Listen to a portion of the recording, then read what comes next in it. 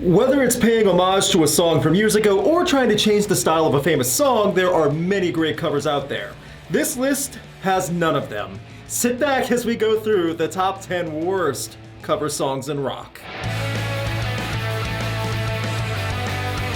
Sometimes a musician or band will be caught in the moment to perform someone else's song, just like when Miley Cyrus tried to cover Smells Like Teen Spirit. Unlike Miley's cover, however, this list is for covers that were professionally recorded, meant to be distributed. The musicians who thought it was a good idea to cover a song for whatever reason and failed miserably. Rules for the list. Number 1, only one band per entry, so it's not just one band repeatedly showing up. Some of the bands on this list love cover songs and rely on them like a crutch. Number 2, this song has to have been professionally recorded and made. Live versions are okay, but only if the live version was meant to be recorded beforehand and intended to be distributed later. Number 3, either the original song being covered or the cover song has to be in the rock spectrum. Some genre crossing is okay, but either the original or new song has to be rock. So sit back and learn about some of the most shameless, confusing, and even hilarious cover songs in rock. I'm sorry in advance for bringing some of these to your attention because you were probably better off not knowing they existed. Number 10.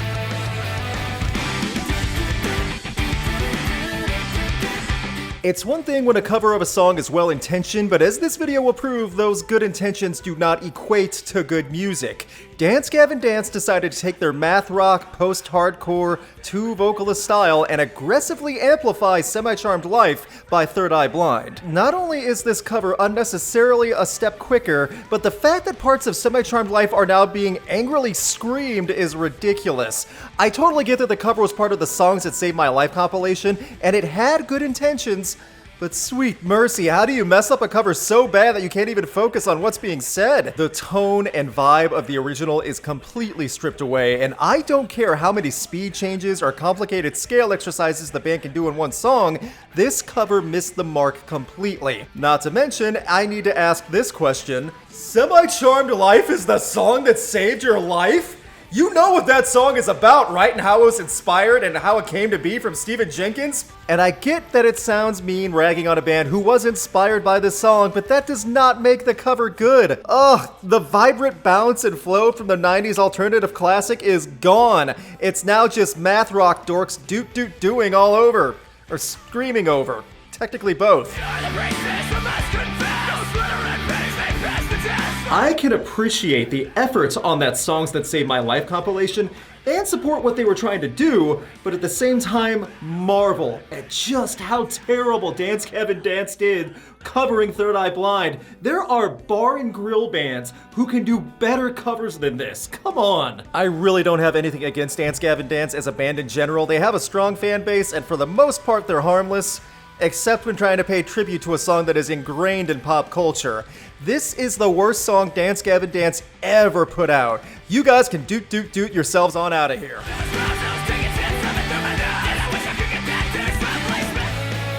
Number 9. Cold now that you've gone away. Of all the covers that completely fail to do justice of the original performance of a song, Five Finger Death Punch rank highly on phoning in a cover. And if you have been following the band for a while, you know they love their covers. It's their take on The Offspring's Gone Away that really is embarrassingly half-hearted and completely changes the meaning of the song into a manipulative format. Ivan Moody sounds like he's about to fall asleep while singing as he groans out half the lyrics. Compare that to Dexter on the original and how much passion and emotion he had during the song. Five Finger Death Punch tried to take this track and make it their 100th tribute to the Troops song, but somehow made it less impactful and less meaningful. How do you even do that? The instrument work is phoned in as well, further cementing the proof that Five Finger Death Punch is a prime example of wasted potential. I get that the track is beloved by knuckleheads because they drool over anything the band does, but listen to it objectively and compare it to the original. It's lazy and it's miserable. This cover from the band's 2018 album Injustice for None is so drawn out and hollow, a shell of what the original track was. I get that some bands want to put their own spin on an original song, but Gone Away has nothing to offer from Five Finger Death Punch. a quick and easy cash-in. Has grown cold now that you've gone away. When this cover started getting radio play, I think people realized that Five Finger Death Punch were out of control with endless covers, and each one of them just barely putting in a serviceable amount of music along with Ivan's groaning. If ever there was a song that really encapsulated what Five Finger Death Punch was really doing and just not caring about their music, it's their recorded version of Gone Away. When you take a song that really helped define the Offspring and that generation they came from, and turn it into what sounds like someone just singing along in their car on the way home, you are far away from the quality of the original.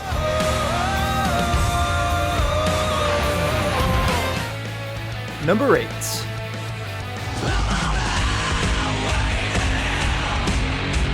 Marilyn Manson's no stranger to cover songs and has done some well over the years, but when he tried to cover Highway to Hell, it sounded like hell in general. AC/DC is a hard band to cover regardless of which generation and singer you're referring to, and this is an extremely hard band to match. So at the very least, I'll say Manson had guts trying to cover this, but wow, it sounds like garbage.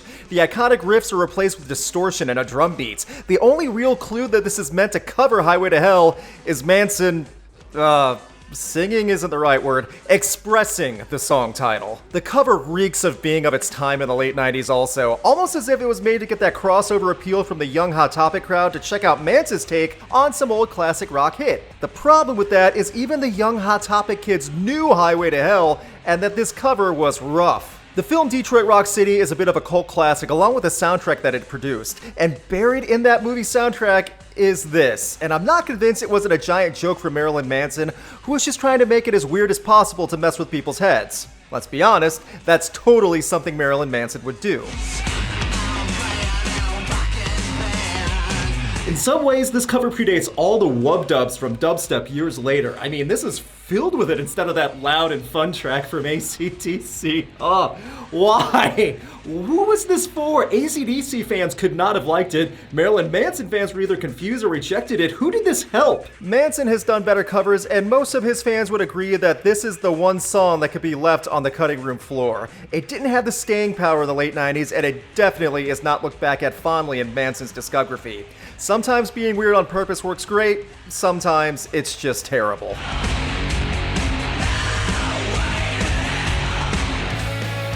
Number 7. And no one knows what it's like to be. By far one of the most infamous covers ever by one of the most, well, at one point, biggest bands ever, Limp Bizkit. In the early 2000s, red hat wearing fanboys thought Fred Durst and company could do no wrong. But when they tried to cover The Who, those red hats started coming off and people realized that maybe the group wasn't as great as MTV said they were. Off of results may vary, this cover tried to have Fred Durst get a bit more emotional and have him try and sing along with, which only exposed his lack of singing ability. But what really destroyed the song was the inclusion of speak and spell audio and mixed to the point of absurdity, completely pushing aside any meaning from the original. Everything about this was a misfire. Even those who don't really care for The Who still have some sort of respect for Behind Blue Eyes. It was another song that proved The Who could do more and have more of a range than many bands in that era. Limp Bizkit proved they can't have any style in any era done well. The guitar work is non-existent, Wes Borland being out of Limp Bizkit at the time, and the true talent in Limp Bizkit, being the members behind Fred Durst, are barely present. This is not only one of the worst covers of all time in rock, but also just a weak song in general. Oddly enough, I used to think this was the worst cover I had ever heard, regardless of genre. But as time has gone on, my opinion on Limp Bizkit's Behind Blue Eyes has changed. Not because I feel the song isn't as bad as I did, but because I realize there are worse covers out there, especially in rock. So, take that for what it's worth. Limp Bizkit squeaks by because there are songs worse than what they did. Behind Blue Eyes is the cover that makes you want to forget that Limp Bizkit ever covered the song, because it would be one less thing to complain about Limp Bizkit. Hearing it makes me want to hear the original more and gives me more of an appreciation for The Who. Further proof that no matter how fun Limp Bizkit is to listen to as dumb nu metal, it doesn't mean they can hold a candle to the classics.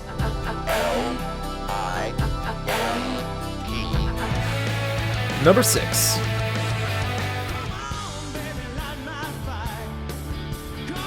I first heard this cover when I was in junior high, and even then I knew it was terrible. When Train tried to add a fun groove and make a pop rock track out of the Doors' Light My Fire, it makes me ask the same question that many music fans have asked in their lives. What is wrong with Patrick Monahan? Back in the early 2000s, VH1 made a storyteller show for the surviving members of the Doors and had big musicians come in and play with them to fill in the spot for Jim Morrison. Along with that, the artists and bands put together a covers album called Stoned Immaculate that had some of the Doors playing on it with the bands themselves. There are some fantastic covers on that album and songs you would not expect to be covered so well by other people. Then along comes Train and ruins the party. Train's cover is the cheesy hotel lounge version of Light My Fire. The guitars, rhythm, drums, it's all just watered down, and instead of brooding but also a passionate Jim Morrison, you get Patrick Monahan trying his best to be cool. He wasn't. This is hard evidence. He's that dorky uncle at family reunions that tries to be cool by singing the hits, but instead just makes Jim Morrison spin in his grave. No time to wallow in the mire. That Stoned Immaculate compilation is solid and has a wide variety of guests, and this is coming from someone who is not a diehard fan of the Doors. And even I can point out how bad this cover is. Train really embarrassed themselves and hammed it up during this performance. How did they think something like adult contemporary cheese was gonna fly when people were expecting the Doors? I do feel that the collection of performances and songs with remaining members of the Doors, with different singers or full bands doing covers, was a great tribute album. But I can't stress enough how much of a train wreck this version of Light My Fire is. To wrap up with my original point, What were you thinking, Patrick Monahan? Come on, baby, light my fire. number 5.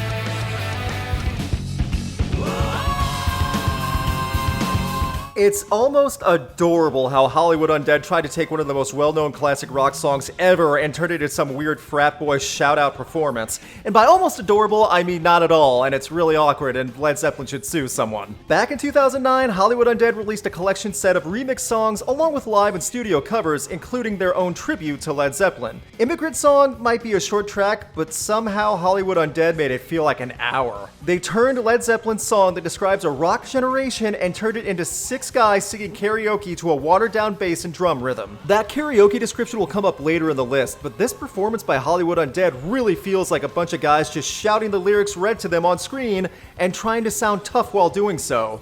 Why did they think their fans wanted this? I'm not going to spend time dissecting the vocal ability of Hollywood Undead and what they do as a band. I really don't have much against the group, but this performance is repulsive. There are high school talent shows that do stuff like this where freshmen just sing along for funsies. Somehow, it's probably of the same quality as this Hollywood Undead performance. Peace and trust can win the day, despite how you're losing.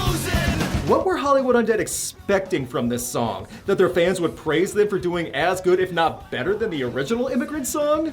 No. The backtrack is weak, every man that gets a line is barely passable at delivering it, the weird squeal pedal effect is terrible, it's mixed like trash. I'll give them credit, I can tell they were having fun, and you can make out all the words they're saying, but no. Bad Hollywood. You have to have some guts to cover Led Zeppelin, or at the very least be extremely proud of your skills. When it comes to Hollywood Undead covering Immigrant Song, I can confidently say that no one wanted this from them. When even your fans are confused about why you would do this, you made a goof. Bad Hollywood. Our only goal will be the Western Shore. Number 4.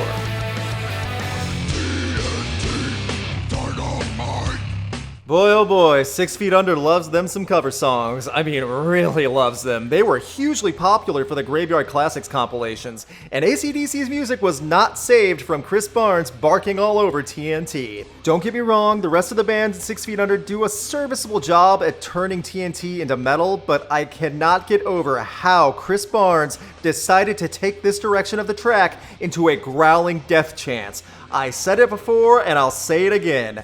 He sounds like the Cookie Monster singing AC/DC. You cannot convince me otherwise. This song was a big hit live also. I'm assuming for the novelty of it and because half of festival goers are usually intoxicated, but even drunk metalheads know TNT and can cheer when they hear it. So many bands and artists were inspired by AC/DC, and then you get performances like this that make you question, Maybe AC/DC caused long-term damage to the world by becoming so popular. Barnes sounds terrible. It's an absolute joke. In my opinion, this is a great example of a cover that is so bad, it's a spectacle. I can't call it good, but it's definitely worth hearing just to see how off the rails it goes. I'm not saying that a fun song like TNT is untouchable. I'm saying it sounds ridiculous when the vocals sound like they could be replaced with a garbage disposal or a wild boar. I stand by this as a spectacle just because I know the band is having fun while playing TNT, as most musicians do. It's a fun song. How did the artist interpret this song into a growling nightmare? If you ever want to horrify your neighbors to the point where they pack up and move away, just blast this every day out your windows. People will instantly think you were insane, or at the very least, watching Sesame Street. 6 Feet Under, mainly Barnes, really detracts from the listening experience. You want to rock out with 6 Feet Under live? Well, you have to use your energy laughing at this instead of rocking out. Every now and then a band is upset when someone covers their work, but I feel like AC/DC have nothing to worry about here. Fans would just appreciate AC/DC more. You know, after they stop laughing about Heavy Metal Cookie Monster. Number 3.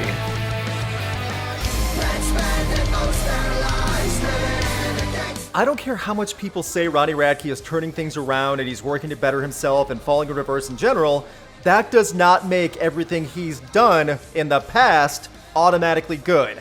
Especially this abomination making us regret one of the biggest songs of the 90s. Falling in Reverse tried to get tough. Real tough. And they tried to prove they had the bars and beatdown to make Coolio's Gangster Paradise something loud and angry. This cover of Gangsta's Paradise was sold on the Punk Goes 90s collection. There were some songs to come off of those that were fine, and this was not one of them. The music is off-note and terrible, and Ronnie Radke sounds like he's trying so hard to impress people with his intensity and delivery. Everything about it is hilariously bad. And somehow, this got Coolio's blessing. He's even standing in the back of the video looking bored and probably just hoping to get his payday and get away from the bratty loud kids who want to pay him for the rights to a song. It's laughably bad, metalcore, hardcore, punk. You know what? No, this cover is none of those. This song is trashcore. Undeniable trashcore. Falling in Reverse is capable of much more than this. And all this song proves to do is showcase how awkward Gangsta's Paradise comes off when changed up for a bunch of guys pretending to be tough. I've said it before, I'll say it again. As bad as this cover of Gangsta's Paradise is, the music video for this cover is one of the whitest things I've ever seen. In a gleam in my eye, I'm a loped out gangsta shit tripping banger. I still can't imagine how anyone willingly would play this song without the intention of laughing at it. And how was Coolio okay with his song being watered down and polluted, but Weird Al wasn't allowed to make a parody? Awful! I don't care if you like Falling in Reverse or not, that's not the argument here. My point is that this band trying to make a metalcore disaster piece out of Gangsta's Paradise proves that the group has no shame, and Coolio wanted the money. On a side note, someone owes Weird Al an apology.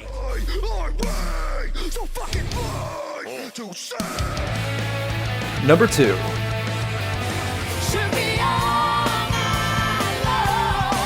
This was a bad idea from the beginning. Celine Dion made it clear how much she loves AC/DC, but they opened up a big female-centered live show on VH1 with Celine Dion and Anastasia giving the hammiest, most embarrassing cover of Shook Me All Night Long, and it really sets the wrong tone and completely shames every musician on that stage with them who probably regretted taking the payday.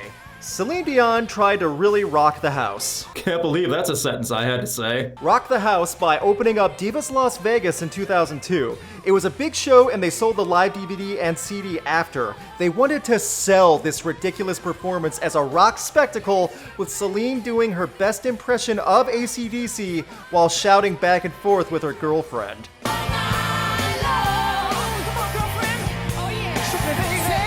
Celine and Anastasia sound awful and completely out of breath by the end. I've made the joke about drunk mom rock like Buckcherry, Hinder, and Kid Rock. Well, Celine Dion and Anastasia covering You Shook Me All Night Long is drunk mom karaoke. Two moms who got away from the kids, went to Applebee's, and lost their minds on the happy hour specials, deciding to sing something they knew. back in 2002 there was a big saying, what happens in Vegas stays in Vegas. I wish this would have stayed in Vegas. I mean, geez, Vegas didn't even deserve this. VH1 promoting and selling Celine Dion hamming it up on stage is proof that the recording industry will try to make a buck off of anything. I still can't even imagine what it must have been like after this performance. Celine Dion walking backstage, high-fiving Anastasia, and then asking the working crew behind the scenes, wasn't I rockin'? And the crew just looking at her going, Go back to Canada. AC/DC gets covered a lot. This cover by the ladies proves that no matter how much you love AC/DC, sometimes you should admire them from a distance and leave their music alone. Before we get to the worst cover song in rock, please hit the like button below if you've been enjoying this video so far. It helps a ton to push this video on the YouTube algorithm and proves that I didn't suffer through all these covers in vain. Alright, lower your volume a touch because no one should hear this last track at full volume ever. Number 1. You every night, rain. A big reason why this list needed to be redone is because of the studio session run by SiriusXM Octane in January 2020.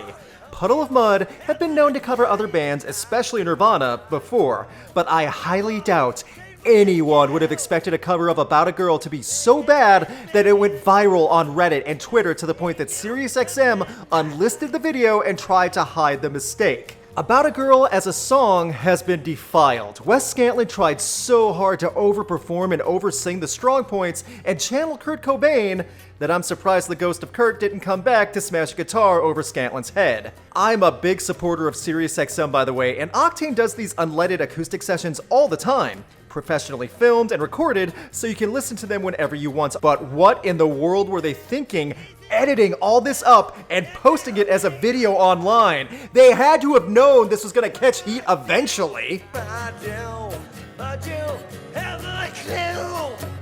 The rest of Puddle of Mudd was so trying not to laugh during this. You can pause and just look at the other guys trying to hold it together and just strum along while Wes sounds like he's either trying to hold back a sneeze or is getting a new case of hernia every other second as his voice jolts out in pain. And I've heard Puddle of Mudd fans rush to Wes's defense saying that he can actually do other good covers of Nirvana and has done so live. Okay, that just makes this cover song worse in comparison. He's able to do Nirvana covers sometimes, but not when professionally recorded it in a studio?